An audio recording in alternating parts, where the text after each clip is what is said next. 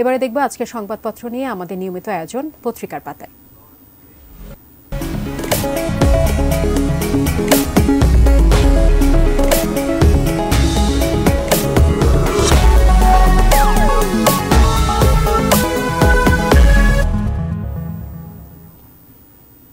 শুরুতেই আমার হাতে যে পত্রিকাটি আছে সেটি হচ্ছে প্রথম আলো।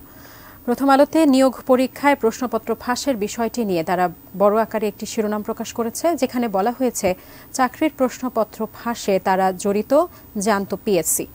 এছাড়া আজ দ্বিপক্ষীয় বৈঠক, চীনের ব্যবসায়ীদের প্রতি বিনিয়োগের আহ্বান প্রধানমন্ত্রীর।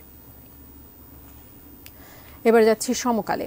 সমকালে তারা শুরুতেই যে শিরোনামটি করেছে, যেখানে চক্রের গুরু আবেদকে প্রশ্ন দিতেন সাজেদুল, যেখানে 50 লাখে বিসিএস পাশের প্যাকেজ এবং রেলে নিয়োগের প্রশ্ন 75 লাখে কেনেন আবেদ। পরীক্ষার আগের রাতে 4 স্থানে 200 পরীক্ষার্থীকে মুখস্থ করানো হয় উত্তর, এবং উচ্চ আদালতের দিকে তাকিয়ে সবাই। এবার যাচ্ছি কালের কণ্ঠে। কালের কণ্ঠে শুরুতে যে শিরোনামটি আছে এবং বরাবরই একই প্রসঙ্গ নিয়ে প্রায় প্রত্যেকটি পত্রিকা আজ শিরোনাম করেছে প্রশ্ন ফাঁসের বিষয়টি। প্রশ্ন ফাঁস চক্রের সবাই কোটিপতি। প্রশ্ন ফাঁসের অভিযোগ তুলে সম্প্রতি অনুষ্ঠিত রেলওয়ে উপসহকারী প্রকৌশলী 10ম গ্রেডের পরীক্ষা বাতিলের দাবিতে গতকাল বাংলাদেশ সরকারি কর্ম কমিশনের পিএসসির সামনে বিক্ষোভ করেছেন চাকরি প্রত্যাশী ডিপ্লোমা প্রকৌশলীরা, এবং পাশাপাশি চীনা ব্যবসায়ীদের প্রতি প্রধানমন্ত্রী বাংলাদেশে বিনিয়োগের এখনই সময়। চলে যাচ্ছি দৈনিক ইত্তেফাকে। দৈনিক ইত্তেফাকে যে শিরোনামটি বড় আকারে এসেছে, শিল্প খাতে সংকট গভীর হচ্ছে, নিরবিচ্ছিন্ন জ্বালানির অভাব আর ডলার সংকট উদ্যোক্তাদের খেলাপিতে পরিণত করছে। এবারে যাচ্ছি যুগান্তরে।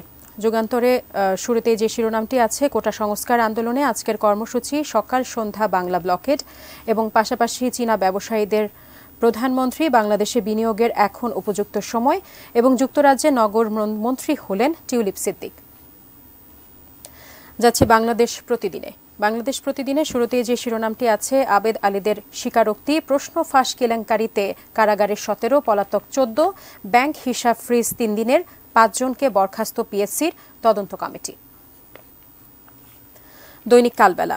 দৈনিক কালবেলাতে শিরোনামে এসেছে বিশ্বমানের ল্যাব প্রকল্পে দেশি মানের দুর্নীতি, এবং পাশাপাশি বাংলাদেশে বিনিয়োগের এখনই উপযুক্ত সময়, এবং যুক্তরাজ্যের নগর বিষয়ক মন্ত্রী হলেন টিউলিপ।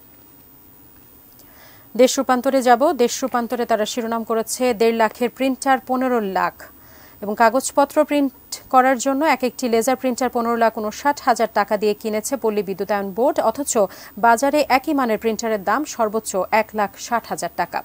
এবং আজ রাতেই ফিরছেন প্রধানমন্ত্রী। আজকের পত্রিকাতে যাব, যেখানে বলা হয়েছে তথ্য ভাণ্ডারে মার্চের চাপ, এবং পাশাপাশি 12 ঘণ্টা আগেই দেশে ফিরছেন প্রধানমন্ত্রী। বণিক বার্তাতে যাব। বণিক বার্তায় বড় আকারে একটি শিরোনাম এসেছে আইএমএফ এর মূল্যায়ন নিয়ে, যেখানে বলা হয়েছে বাংলাদেশ ব্যাংকের স্বায়ত্তশাসন নামেই, বাস্তবে সরকারের নিয়ন্ত্রণে। The daily star. ডেইলি স্টারের শিরোনাম এসেছে at least 30 leaks in 12 years, PSC questions papers, এবং পাশাপাশি Chinese firms to invest in textile, fintech and EVs. শেষ পত্রিকা যেটি আমার হাতে আছে, দ্য বিজনেস স্ট্যান্ডার্ড, যেখানে শিরোনাম আকারে এসেছে Tulip Siddiq's appointed UK city minister. এ ছিল আমার হাতে পাওয়া প্রধান সংবাদপত্রের শিরোনাম নিয়ে আমাদের প্রতিদিনকার আয়োজন পত্রিকার পাতায়।